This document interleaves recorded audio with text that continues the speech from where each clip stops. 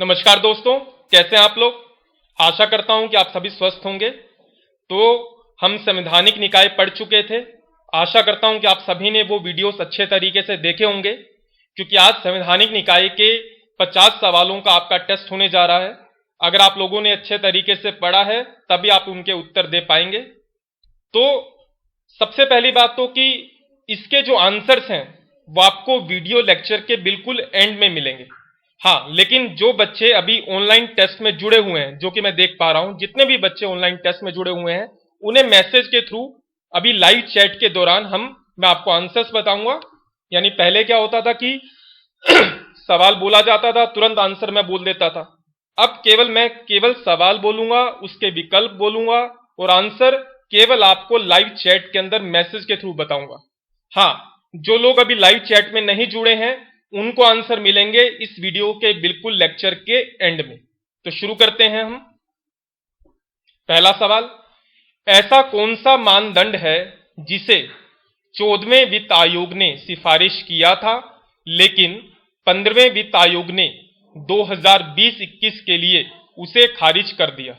आपके ऑप्शन है वन और पारिस्थितिकी, बी जनसांख्यिकी प्रदर्शन, सी वनावरण, डी कर प्रयास। ठीक।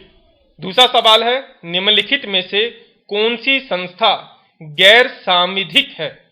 आपके ऑप्शन है क्षेत्रीय परिषद, अंतरराज्यीय परिषद, विधि आयोग, प्रतिस्पर्धा आयोग। तीसरा सवाल है, निम्नलिखित में से किस संस्था का उल्लेख मूल संविधान में था। आपके ऑप्शन है अंतरराज्यीय परिषद, राज्य वित्त आयोग, राष्ट्रीय अनुसूचित जनजाति आयोग, राष्ट्रीय पिछड़ा वर्ग आयोग। चौथा सवाल, निर्वाचन आयोग के संदर्भ में निम्नलिखित में से किसका उल्लेख भारत के संविधान में किया गया है। आपके ऑप्शन है निर्वाचन आयोग के सदस्यों की योग्यता, निर्वाचन आयोग के सदस्यों का कार्यकाल, सेवानिवृत्ति के बाद निर्वाचन आयुक्तों को सरकार द्वारा अन्य दूसरी नियुक्तियों पर रोक, और डी राष्ट्रपति के प्रसाद पर्यंत पदधारण नहीं। पांचवा सवाल, भारतीय संविधान का कौन सा अनुच्छेद यह प्रावधान करता है कि किसी व्यक्ति को चुनाव प्रक्रिया में शामिल होने के लिए केवल धर्म, मूलवंश, जाति, लिंग के आधार पर अयोग्य नहीं किया जा सकता। आपके ऑप्शन है आर्टिकल 334, आर्टिकल 325, आर्टिकल 326, आर्टिकल 327। तो आपने 5 सवाल तक उत्तर दे दिए होंगे अपने। 6 क्वेश्चन, निम्नलिखित में से कौन सी संस्था गैर संवैधानिक है। वस्तु एवं सेवा कर परिषद, प्रशासनिक अधिकरण, अंतरराज्यीय परिषद, राष्ट्रीय पिछड़ा वर्ग आयोग।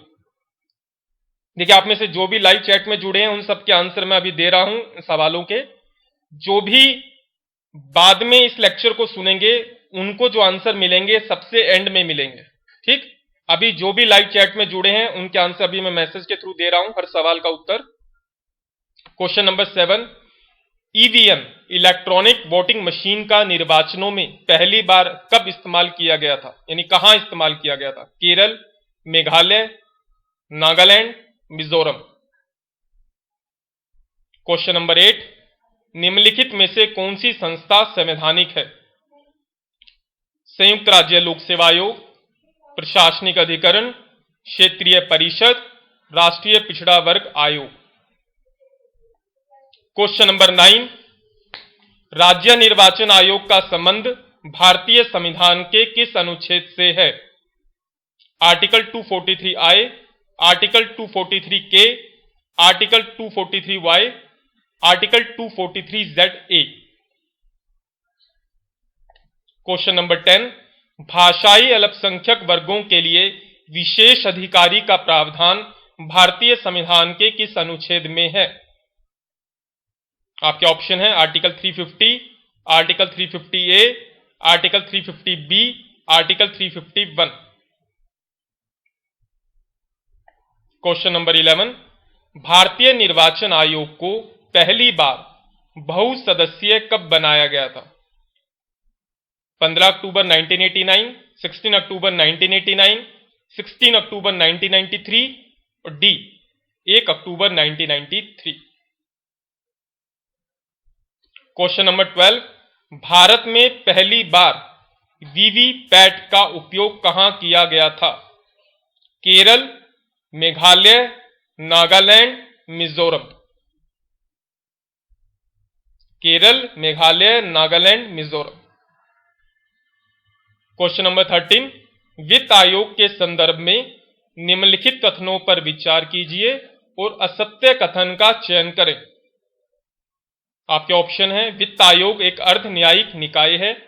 वित्त आयोग का गठन 5 वर्ष के पश्चात ही भारत के राष्ट्रपति के द्वारा किया जाता है। वित्त आयोग अपनी रिपोर्ट राष्ट्रपति को देता है, या फिर उपरोक्त सभी सत्य है, यानी कोई गलत नहीं है।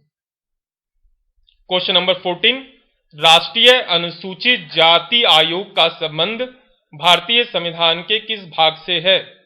भाग 15, भाग 16, भाग 17, भाग 19। क्वेश्चन नंबर 15, निर्वाचन आयोग के संबंध में निम्नलिखित में से कौन सा कथन सही है? पहला, निर्वाचन आयोग प्रारंभ से ही 3 सदस्यीय संस्था है।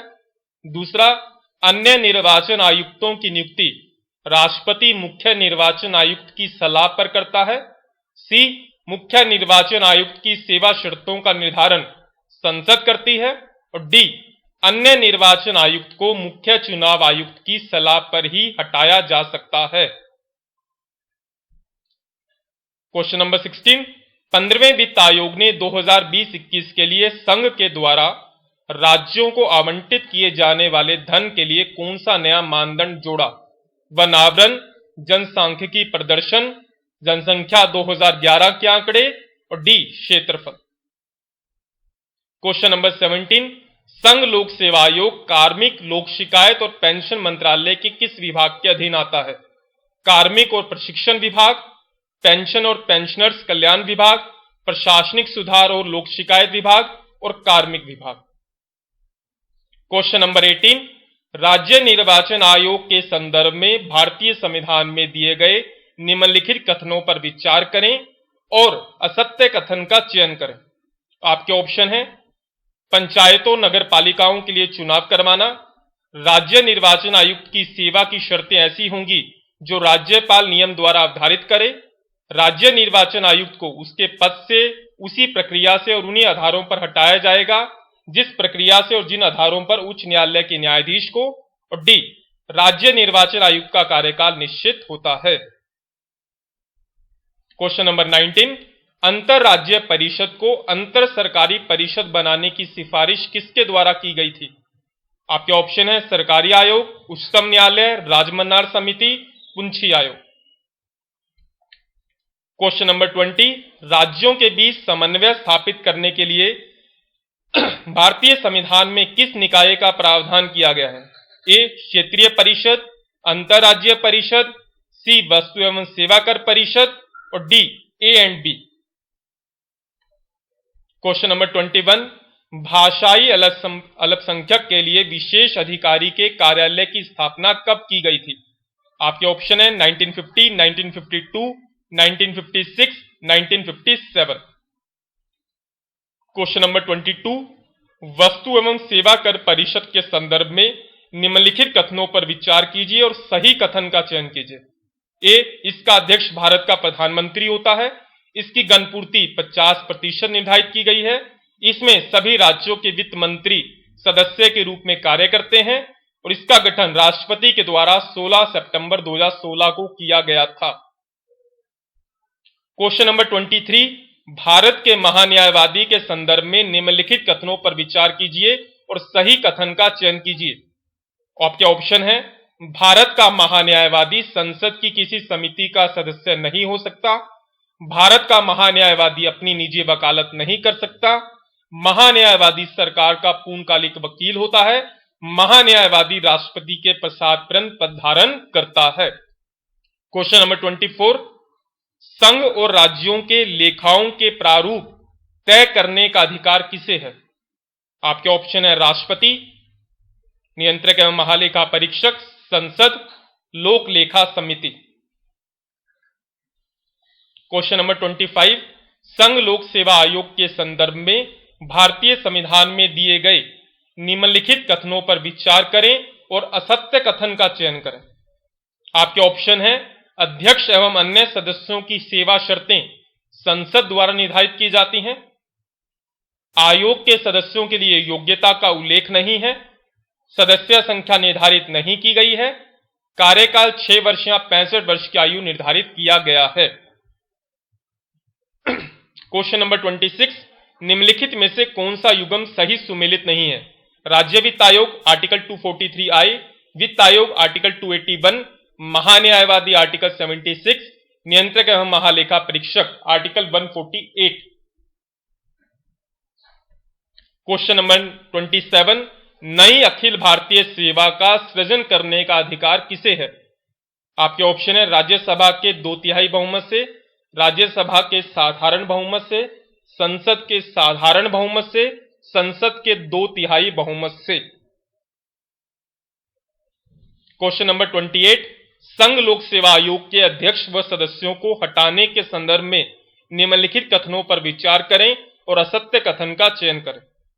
आपके ऑप्शन है स्वेच्छा से किसी भी समय राष्ट्रपति को संबोधित कर पद त्याग कर सकते हैं, कदाचार को संविधान में परिभाषित किया गया है, कदाचार की जांच उच्चतम न्यायालय के द्वारा करवाया जाना बाध्यकारी है, यदि उच्चतम न्यायालय हटाने की सिफारिश करता है तो यह सिफारिश राष्ट्रपति के लिए बाध्यकारी नहीं है। क्वेश्चन नंबर 29, राष्ट्रीय अनुसूचित जाति एवं अनुसूचित जनजाति आयोग का पहला अध्यक्ष कौन था? आपके ऑप्शन है SH Ramdhan, Dilip Singh Bhuria, Surajbhan, Kunwar Singh. Question number 30, संघ लोक सेवा आयोग निम्नलिखित में से किन विषयों पर परामर्श नहीं देता? ए, सिविल सेवाओं और सिविल पदों के लिए भर्ती की पद्धतियों से संबंधित सभी विषयों पर, बी, सिविल सेवाओं और पदों पर नियुक्ति करने में तथा पदोन्नति में एक सेवा से दूसरी सेवा में स्थानांतरण के लिए अनुसरण किए जाने वाले सिद्धांतों के संबंध में, सी, सेवाओं व पदों पर नियुक्ति के लिए अनुसूचित जाति एवं अनुसूचित जनजातियों के दावों के ध्यान में रखते हुए, डी, भारत सरकार में सिविल सेवक की हैसियत से कार्य करते समय सभी अनुशासनिक विषयों पर। क्वेश्चन नंबर 31, 89 संविधान संशोधन 2003 द्वारा राष्ट्रीय अनुसूचित जाति एवं जनजाति आयोग को 2 भागों में बांट दिया गया था। यह अधिनियम कब अस्तित्व में आया? आपके ऑप्शन है 19 फरवरी 2004, 28 सितंबर 2003, 28 अक्टूबर 2004, 19 अक्टूबर 2004। क्वेश्चन नंबर 32, निम्नलिखित में से कौन सा युग्म सही सुमेलित नहीं है? अनुच्छेद 315 संघ एवं राज्यों के लिए लोक सेवा आयोग, अनुच्छेद 316 सदस्यों की नियुक्ति एवं कार्यकाल, अनुच्छेद 317 लोक सेवा आयोग के सदस्यों की बर्खास्तगी व निलंबन, अनुच्छेद 318 आयोग के सदस्यों द्वारा सदस्यता समाप्ति के पश्चात पद पर बने रहने पर रोक। क्वेश्चन नंबर 33, लोक सेवा आयोग के सदस्यों द्वारा ऐसे सदस्य न रहने पर पद धारण करने के संबंध में प्रतिषेध के संदर्भ में निम्नलिखित में से कौन सा कथन सही नहीं है? ये काफी जरूरी इंपॉर्टेंट सवाल है। पहला, किसी राज्य लोक सेवा आयोग का अध्यक्ष संघ लोक सेवा आयोग के अध्यक्ष या अन्य सदस्य के रूप में नियुक्त होने का पात्र होगा। किसी राज्य लोक सेवा आयोग का अध्यक्ष किसी अन्य राज्य लोक सेवा आयोग के अध्यक्ष के रूप में नियुक्त होने का पात्र नहीं होगा। किसी राज्य लोक सेवा आयोग के अध्यक्ष से भिन्न कोई अन्य सदस्य संघ लोक सेवा आयोग के अध्यक्ष या किसी अन्य सदस्य के रूप में नियुक्त होने का पात्र होगा। और डी, किसी राज्य लोक सेवा आयोग के अध्यक्ष से भिन्न कोई अन्य सदस्य उसी या किसी अन्य राज्य लोक सेवा आयोग के अध्यक्ष के रूप में नियुक्त होने का पात्र होगा। आर्टिकल 319 अगर आपने पढ़ा हो ध्यान से। क्वेश्चन नंबर 34, राष्ट्रीय पिछड़ा वर्ग आयोग के बारे में निम्नलिखित कथनों पर विचार करें और असत्य कथन का चयन करें। पहला, इसका उल्लेख मूल संविधान में नहीं था। आयोग के अध्यक्ष व सदस्यों की सेवा शर्तों का निर्धारण संसद के द्वारा किया जाता है। आयोग के अध्यक्ष का कार्यकाल 3 वर्ष का होता है, और डी उपरोक्त में से कोई नहीं। तो क्या होगा इसका राइट आंसर? ठीक। 35 राष्ट्रीय अनुसूचित जनजाति आयोग के संदर्भ में निम्नलिखित कथनों पर विचार करें और असत्य कथन का चयन करें। यह आयोग एक अध्यक्ष, एक उपाध्यक्ष और 3 सदस्यों से मिलकर बनता है। इसके कार्यकाल का निर्धारण भारतीय संविधान में किया गया है। इसके अध्यक्ष पुनर्नियुक्त किए जा सकते हैं।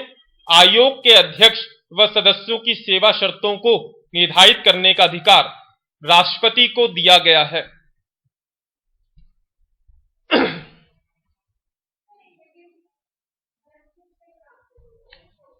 ठीक, आप कॉपी पेन लेकर अपने कौन कौन से सवाल हैं, उनके आंसर हैं, वो लिखते रहिए, ताकि जो भी साथ में नहीं कर पा रहे हैं तो अंत के अंदर आप देख पाएं कि कितने सवाल आपके सही थे और कौन सा सवाल आपका गलत था, उसके बारे में जानें। और नीचे डिस्क्रिप्शन के अंदर वीडियो लिंक दिए हैं, जहां पर भी आपको डाउट हो तो उस टॉपिक से संबंधित आप वीडियो को देख सकते हैं। क्वेश्चन नंबर 36, वित्त आयोग के संदर्भ में निम्नलिखित में से किसका उल्लेख भारत के संविधान में किया गया? वित्त आयोग के सदस्यों की योग्यता, वित्त आयोग के सदस्यों की पुनर्नियुक्ति पर रोक, वित्त आयोग एक अध्यक्ष और 4 सदस्यों से मिलकर बनेगा, वित्त आयोग के अध्यक्ष व सदस्यों के कार्यकाल का निर्धारण। ठीक, वित्त आयोग के क्वेश्चन नंबर 37, वित्त आयोग के निम्नलिखित अध्यक्ष को उनके बनने के क्रम के अनुसार लगाएं। और आपके ऑप्शन है ए, बी, सी, डी। देखिए, बताइए कौन सा होगा।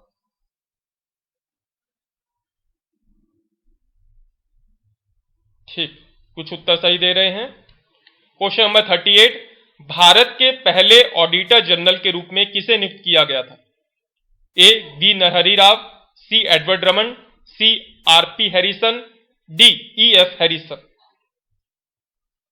बहुत बढ़िया। क्वेश्चन नंबर 39, नियंत्रक एवं महालेखा परीक्षक के संदर्भ में निम्नलिखित कथनों पर विचार कीजिए और सही कथन का चयन कीजिए।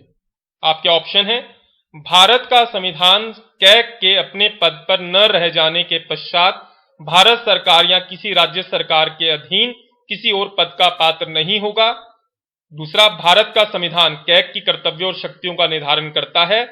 कैग विधिक और औचित्य दोनों का लेखा परीक्षण कर सकता है। डी, कैग लेखांकन और लेखा परीक्षण दोनों कार्य करता है।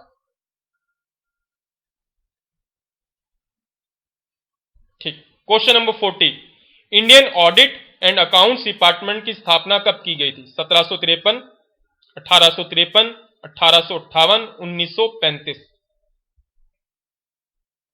बिल्कुल सही। 41, निम्नलिखित में से कौन सा नियंत्रक एवं महालेखा परीक्षक वित्त आयोग का अध्यक्ष भी रहा है? सी, रंगाराजन, ए के चंद्रा, के ब्रह्मानंद रेड्डी, जे एम सलाद। बिल्कुल सही। 42, वित्त आयोग के 4 सदस्यों के लिए निम्नलिखित में से क्या योग्यता निर्धारित नहीं की गई है? ए, उच्चतम न्यायालय का न्यायाधीश बनने की योग्यता, बी, प्रशासन व वित्तीय मामलों का विशेष ज्ञान, सी, अर्थशास्त्र का विशिष्ट ज्ञान, डी, लेखा एवं वित्त मामलों के विशेष ज्ञान। क्वेश्चन नंबर 43, किसे लोक वित्त का संरक्षक कहा गया है? संसद, लोक लेखा समिति, उच्चतम न्यायालय, नियंत्रक एवं महालेखा परीक्षक। बिल्कुल सही। 44, प्रथम वित्त आयोग का गठन राष्ट्रपति के द्वारा केसी नियोगी की अध्यक्षता में कब किया गया था? ए, 22 नवंबर 1951, बी, 22 नवंबर 1952, सी, 1 अप्रैल 1951, डी, 6 अप्रैल 1952। ठीक। 45, डॉक्टर भीमराव अंबेडकर ने किस पदाधिकारी या संस्था को सर्वाधिक महत्वपूर्ण पदाधिकारी की संज्ञा दी थी? आपके ऑप्शन है, निर्वाचन आयोग, उच्चतम न्यायालय, संघ लोक सेवा आयोग, नियंत्रक एवं महालेखा परीक्षक। क्वेश्चन नंबर 46, मध्य प्रदेश राज्य निर्वाचन आयोग का गठन कब किया गया? आपके ऑप्शन है, 1 फरवरी 1994, बी, 15 फरवरी 1994, सी, 25 फरवरी 1994, डी, 1 फरवरी 1995। 47, निम्नलिखित में से कौन मध्य प्रदेश राज्य निर्वाचन आयोग का मुख्य निर्वाचन आयुक्त नहीं रहा? एक गोपाल चंद्र शुक्ल, आदित्य विजय सिंह, अजीत रायजादा, हिम्मत कोठारी। ठीक। 48, निम्नलिखित में से किस वित्त आयोग के अध्यक्ष का संबंध मध्य प्रदेश राज्य से है? NKP साल्वे, AK चंद्रा, के स्थानम, AM खुसरो। ठीक। हालांकि मैंने अपने लेक्चर में नहीं बताया था, लेकिन एग्जाम में हमेशा कुछ सवाल ऐसे आते हैं जो कि अनएक्सपेक्टेड होते हैं। 49, मध्य प्रदेश राज्य में अब तक कितने राज्य वित्त आयोगों का गठन हो चुका है? आपके ऑप्शन है 3, 4, 5, 6। बिल्कुल सही। लास्ट क्वेश्चन, मध्य प्रदेश राज्य वित्त आयोग अधिनियम 1994 को राज्यपाल ने स्वीकृति कब प्रदान कर दी थी? आपके ऑप्शन है 3 मार्च 1994, 5 मार्च 1994, 6 मार्च 1994, 7 मार्च 1994। ठीक। तो ये थे हमारे 50 सवाल और ये हैं उसके आंसर। हालांकि आप में से जितने भी बच्चे मेरे साथ ऑनलाइन अभी जुड़े हुए थे उनको लाइव चैट में मैंने आपके आंसर्स बता दी हैं, लेकिन जिन्होंने नहीं देखे हैं उनके लिए ये आंसर्स हैं। आप चाहें तो अपने क्रॉस चेक कर सकते हैं और अपने जितने भी आपके सवाल ठीक रहे आप उतने आंसर्स मेरे साथ साझा कर सकते हैं कि सर मेरे इतने ठीक रहे। और दूसरा, अगर आपको किसी सवाल के उत्तर में किसी भी प्रकार का कोई भी डाउट है तो आप मुझे कमेंट बॉक्स में जरूर बताएं। मुझे आपकी मदद करके अच्छा लगेगा ताकि मैं उन चीजों को स्पष्ट कर सकूं। ठीक। तो ये था आज का वीडियो लेक्चर। आगे के जो भी लेक्चर होंगे उसका शेड्यूल यूट्यूब पर डाल दिया जाएगा। Thank you, stay tuned.